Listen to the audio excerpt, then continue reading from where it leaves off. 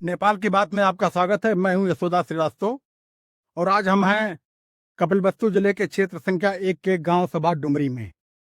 यहाँ नेपाली कांग्रेस के वरिष्ठ नेता, कई बार के सांसद और मंत्री भी रहे हैं, और उससे बड़ी बात यह है कि आप भारत में नेपाल के राजदूत भी रहे। श्री शिव कुमार उपाध्याय जी यहाँ मौजूद हैं। हम आज आपसे जानना चाहेंगे कि नेपाली कांग्रेस का जो परिवर्तित नेतृत्व है उसके भविष्य को लेकर के, और आने वाले दिनों में नेपाल के लोकतंत्र और नेपाल के तरक्की को लेकर के जो संभावित सरकार है, जो सत्ता में आने के लिए बेताब है, उनका क्या विजन होगा, उनका क्या दृष्टिकोण होगा। सर, आपका बहुत बहुत स्वागत है यूट्यूब चैनल में। मैं हूँ यशोदा श्रीवास्तव और आपसे तो आप दिल्ली में थे तब भी गणतंत्र दिवस के परेड में आमंत्रित करते रहे हैं, मुलाकात होती रही है। सबसे पहले मैं आपके बेटे आशीष जी के जीत की शुभकामनाएं। मैं उनको, हम सभी लोग जो है चाहते भी हैं और ईश्वर से प्रार्थना भी करते हैं कि वो नौजवान है, सोशल मीडिया में काफ़ी एक्टिव रहते हैं, युवा व्यवसायी भी हैं और लोगों के दिलों में गए भी। शुभकामनाएं हैं। हम लोग अपेक्षा करते हैं कि यहाँ के लोग उनको चुनाव जिता करके काठमांडू प्रतिथमा में भेजें ताकि क्षेत्र की तरक्की की नई राह चले। अब आपसे हम ये जानना चाहेंगे कि नेपाली कांग्रेस में तो जी आप बहुत दिनों तक रहे हैं, एक तरीके से नेपाली कांग्रेस के फाउंडर रहे हैं, कोइराला जी के ज़माने में भी, जिसको नेपाल में महात्मा गांधी कहा जाता है। अब इस पार्टी का स्वरूप बदल चुका है, नेतृत्व बदल चुका है। ऐसे में आप इस पार्टी का भविष्य कैसे दिखता है? तो श्रीवास्तव जी, आपने तकलीफ उठा के यहाँ तक आए, पर निकले थे, यहीं पर आ गए। इसके लिए आपका आपका संचार माध्यम तो बहुत बहुत धन्यवाद है। और जहाँ तक नेपाल भारत का बात है, लेकिन ऐसा संबंध है तो किसी का व्यक्ति का या किसी पार्टी का नहीं बनाया है। ये तो जैसे इतिहास का, संस्कृति, सभ्यता का एक विरासत है। इसलिए इसको तो और जैसे मजबूत हो रहा है, मजबूत रहना है, ये अपनी जगह पर दिखा है। कभी कभी थोड़ा सा उतार चढ़ाव रहता है, जैसे घर परिवार में, मन में भी होता है ना, उसी तरीके से कभी जो होता है वो सब राजनीतिक बात है। लेकिन जहाँ तक जैसे हमारे दोनों मुल्क के बीच की सांस्कृतिक संबंध के बात है, ये पर जैसे आपका प्रगाढ़, जैसे हम लोगों के बीच में एक मैत्री भाव है। आप नेपाल आते हैं तो आपको लगता ही नहीं कि नेपाल में आए। जी बिल्कुल। हम भारत में जाते हैं लगता ही नहीं कि भारत में गए। अपने ही जैसे मुल्क जैसा लगता है, क्योंकि हम लोग संस्कृति सभ्यता से जुड़े हुए, जी नाता है, रिश्ता है, आना है, दाना है, इतिहास का एक विरासत है। इसको इसके हमें कदर करना चाहिए। अब वही के नेपाल में देखा जाए, थोड़ा सा बहुत ही बड़ा राजनीतिक परिवर्तन हुआ।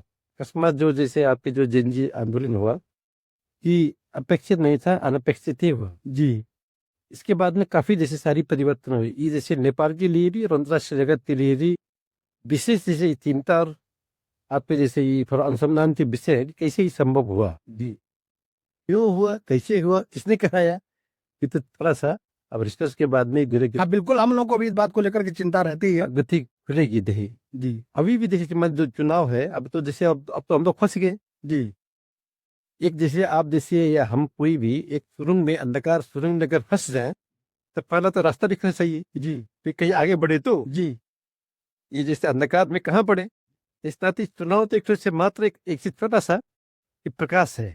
भाई निर्वाचन के बाद में जो भी जैसा भी जैसे आपकी जनता के आपकी चॉइस से सरकार बनेगी, वैसे तो नेपाल के संविधान कुछ ऐसा है, यहाँ खिचड़ी सरकार तो बंदा बंदा है ना, कि जैसे हम कहे दूसरा कोई कहे तीसरा कहे, किसी का बहुमत तो नहीं होगा जी और बड़ा खिचड़ी होगा। जी तो फिर भी जिसे बहुत बड़ा सबक मिला है, इससे नेपाल को नहीं अंतर्राष्ट्रीय जगत को भी मिला।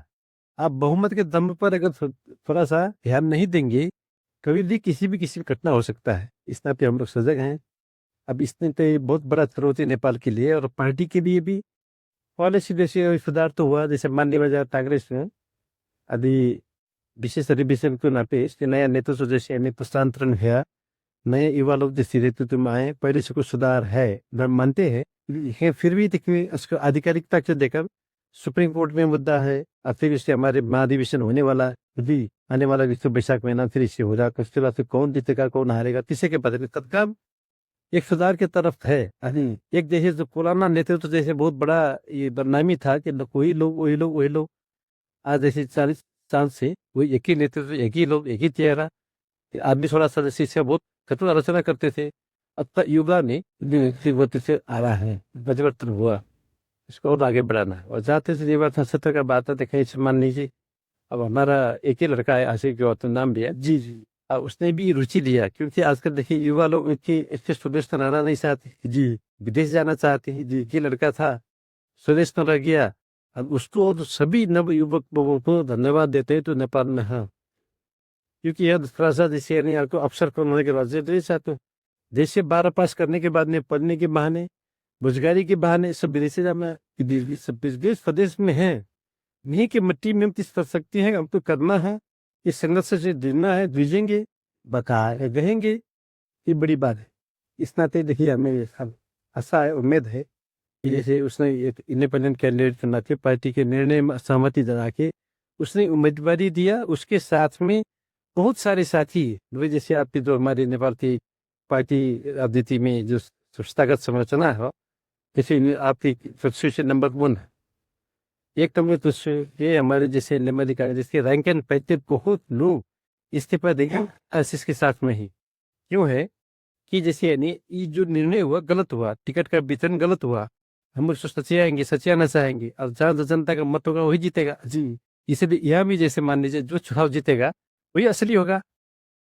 इसलिए अब ये तो खैर चलेगा, इसे में हमारा ही कुछ नैतिक समर्थन हम दे रहे हैं कि जो साथी लोग जैसे इनको साथ ये है तो उनको भी प्रोटेक्शन करना है, इनको भी एक साथ फिर मिलकर मिला के चलना है आगे वाला दिन। और भी नेपाल चुनौतीपूर्ण है, अंतर्राष्ट्रीय मामला में भी संतुलन में लाना है इसके। लेकिन सर जनजी आंदोलन में जो तमाम सारे जोखों को, जिनको एक तरीके से कुपद्रवी भी कह सकता हूं मैं, आज जो किसी पार्टी के साथ जुड़ करके चुनाव मैदान में है और इस स्तर से वो चुनाव लड़ रहे हैं जैसे उनको लगता है कि हम सरकार बनाने के करीब हैं, हालांकि वो सरकार बनाने के करीब नहीं। तो क्या ऐसा भी हो सकता है कि अगर वो सरकार में नहीं आएंगे और फिर किसी दूसरी पार्टी की सरकार आएगी तो उनको डिस्टर्ब करने के लिए फिर वो उसी आंदोलन की तरह कोई आंदोलन चला सकते हैं? क्या ये क्षमता सिर्फ मेरी है या आप लोगों के लिए है? मैं देखिए जैसे समाज में हमने समाज विज्ञान के आधार से अध्ययन करें, नजीर हम बोलते हैं ना जी, कोई घटना हो जाता है लेकिन वो नजीर बन जाए जी। आपने विद्रोह किया, कुछ पा दिया, हमने विद्रोह किया, कुछ पा दिया। पहले जैसे माओवादी के जैसे आपके विद्रोह हुआ, वो लोग सत्ता में आए, इसके बाद जैसे जंजी के नाम में जैसे ये लोग अभी अब विद्रोह कर रहे हैं, ये किसी से इससे हल्ला तो लगता है कि बिल्कुल पूरा सुनामी आया है, लेकिन ऐसा नहीं है। ग्राउंड जीरो रियलिटी, जैसे आप भी गांव में अब आए हैं यहाँ, थोड़ा सा समझ लीजिएगा, ऐसा नहीं। इसका सब जैसे हाँ, यानी आपके मनोभावना परिवर्तन की तरफ है।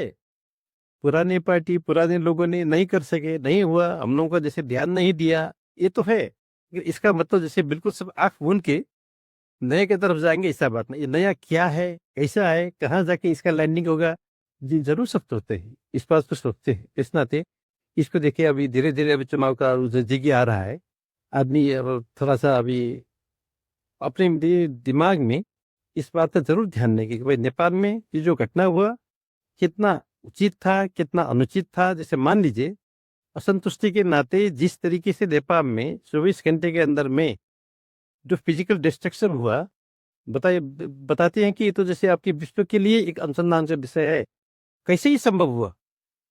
इतना संगठित कोई जैसे आपके पार्टी संगठित जैसे आपके कोई शक्ति भी चाहने पर भी नहीं कर सकता, लेकिन यह हो गया। क्यों हो गया, उसे हो गया, इसका मकसद क्या था?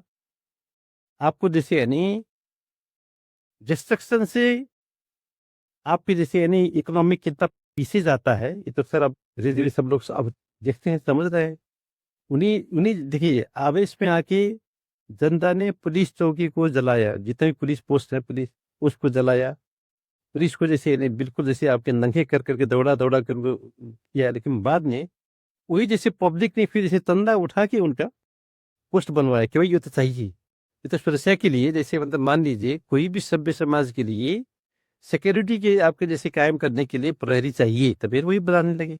ये सब देखिए तब इस समय ही बलवान है, हम थोड़ा आध्यात्मिक रूप से भी कहेंगे समय ही बलवान है। समय ही देखिए इस बार नेपाल में एक निकास देगा कि लोग समझेंगे कि भाई जैसे अभी जनीय आंदोलन क्या है, नया पार्टी का जैसे यानी एक लहर जैसा इस सुनामी जैसा देखने के लिए है कि वास्तविक धरातल में क्या है, ये कहाँ पहुंचेगा, इसका परिणाम क्या होगा, इसके बारे में लेकिन सर ये आज तो काठमांडू से उठी थी और उसकी लपट आपके घर तक भी पहुंच गई थी। हर जगह पहुंची थी। तो क्या ऐसा नहीं लगता है कि उनका टारगेट केवल काठमांडू वैली नहीं था, बल्कि नेपाल का तराई भी था? नेपाल के तराई भी था, संपूर्ण नेपाल था, नेपाल के शासन प्रशासन था, जितने भी यहाँ के स्टैब्लिश पार्टी थे, लीडर्स थे, उन सबको जिससे थोड़ा सा डिमोरलाइज करने का एक तो वो था, बहुत ही सुविचारित सुनियोजित ही जैसी अभी घटना है। इसको अभी तो अनुसंधान के बाद में ये सब बात सामने आया है। लेकिन आपसे जुड़ा हुआ यह सवाल इसलिए महत्वपूर्ण हो जाता है क्योंकि आप इस क्षेत्र का प्रतिनिधित्व किए हैं, आप मंत्री भी रहे हैं, और मंत्री रहते हुए आपने क्षेत्र के विकास के लिए इनके गांव में जो है, चाहे सड़कें हों, चाहे नालियां हो, चाहे बिजली के पोल हो, चाहे वाटर सप्लाई हो, हर विकास के एक एक जर्रे जर्रे पर आपका नाम लिखा हुआ है। बावजूद इसके अगर कुछ अराजक तत्व आपको निशाना बनाते हैं, तो मैं समझता हूं कि आपके लिए नहीं, इस पूरे संपूर्ण क्षेत्र के लिए चिंता का विषय हो सकता है, क्योंकि आप सिर्फ एक नेता नहीं हैं, आप यहाँ के अभिभावक भी हैं। और भारत नेपाल के बीच में संबंधों में और प्रगाढ़ता लाने के लिए जब आप भारत में राजदूत थे, उस समय आपके तमाम सारे योगदान आज दो लोग याद करते हैं। हम जैसे लोग जब भी उस समय मिले थे, हमेशा याद आते रहते हैं आप।